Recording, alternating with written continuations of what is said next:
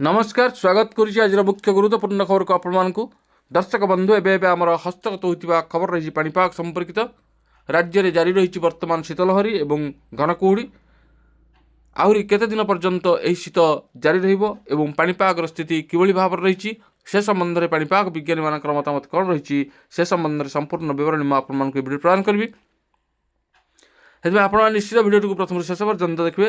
जब भिडियो भल लगे पाखे लाल बटन निश्चित सब्सक्राइब करेंगे पाखे आसुवा बेल आइकन बजाइदेवे और ऊपर आसुवा ऑल नोटिफिकेशन पर क्लिक कर भूलें जहाँफल एभली भिडियो सर्वप्रथम आपण निकट पहुँच पार। तेज आसतु जाना आज यह पाणीपाग संपर्कित विशेष गुरुत्वपूर्ण सूचना। राज्य में आहरी 2 दिन पर्यंत लगी रही हाड़भंगा शीत। किसी जिला को आसंता 24 घंटा येलो वार्निंग जारी कर भुवनेश्वर आंचलिक पाणीपाग विभाग। गत 24 घंटे राज्यर 11टी स्थान में तापमात्रा 10 डिग्री तले रही। राउरकेला सर्वनिम्न तापमात्रा 6.6 डिग्री सेल्सियस रेकर्ड कर तेबे पहाड़िया अंचल में सर्वनिम्न तापमात्रा जी उदयगिरी 5.2 डिग्री सेल्सियस रेकर्ड कर आगामी 5 दिन पर्यंत राज्यर 5टी स्थान में हालुकार मध्यम धरणर कुहुड़ी दृश्यमान हो। भद्रक, केन्द्रापड़ा, जगतसिंहपुर, जाजपुर, कोरापुट, संबलपुर आदि स्थान में कुहुड़ी होबार संभावना रही। वर्तमान राज्यर उपरे कौन पाणीपाग नियामक सक्रिय नहीं, तेणु आगामी 7 दिन पर्यंत राज्यर पाणीपाग रे विशेष परिवर्तन देखा नहीं।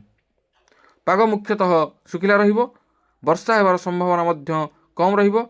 आगामी 5 दिन पर्यंत उपकूलवर्ती स्थानगुड़िक हालुकारु मध्यम धरणर कुहुड़ी देखा संभावना रही। अनुगुल और झारसुगुड़ा लगातार 2 दिन धरी शीतलहरी प्रभाव देखा मिलुछि। आसंता 3 दिन पर्यंत शीतर प्रभाव लगी रही पाणीपाग विभाग पक्षरु चेतावनी जारी कर आसंता 17 तारिख पर्यंत राज्य को जाड़ू त्राही नहीं। गत 24 घंटे 12टी सहर में 10 डिग्री तले रही पारद। सेपटे उत्तर भारत वर्तमान शीतलहरी एवं घनकुहुड़ीर त्रिमुखी प्रकोप सम्मुखीन होइछि। पाणीपाग विभाग कहवा अनुसार जम्मू काश्मीर, हिमाचल प्रदेश और उत्तराखंड पहाड़िया अंचल में सक्रिय पश्चिम विशृंखला एवं प्रबल तुषारपात सहित समतल अंचल में तापमात्रा तीव्र ह्रास घटी।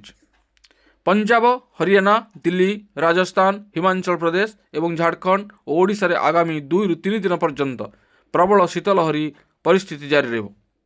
उत्तर पश्चिम भारत एवं बिहार रे सकाल कुहुड़ी 5 ରୁ 6 दिन पर्यंत जारी रही पारे। उत्तर पश्चिम भारत में जनवरी 19 तारिख पर्यंत पहाड़िया अंचल में विक्षिप्त वर्षा और तुषारपात जारी रही पारे। यह समतल अंचल में ठंडा को आहरी प्रभावित करिवो।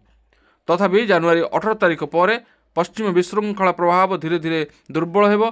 पंजाबर बलुआर रे सर्वनिम्न तापमात्रा 0 डिग्री सेल्सियस रेकर्ड कर जेतेबेले दिल्ली ऋतुर सबुठारु ठंडा सकाळ अनुभव कर।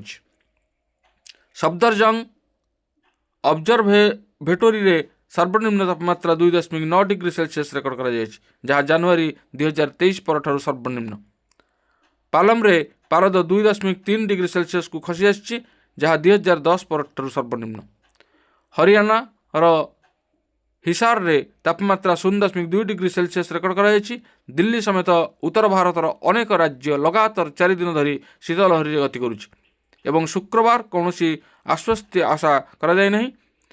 कुहुड़ी एवं दुर्बल सूर्यकिरण दिन बेला ठंडा सृष्टि करिपारे। सकाळे घन कुहुड़ी लगी रहिबो एवं मेघुआ आकाश दिन पर ठंडा वृद्धि पाइबार संभावना रही। तेबे ए थिला आजिर पाणीपाग संपर्कित एक विशेष गुरुत्वपूर्ण सूचना। आज पुणी देखा आगामी भिडियो रे। धन्यवाद, नमस्कार।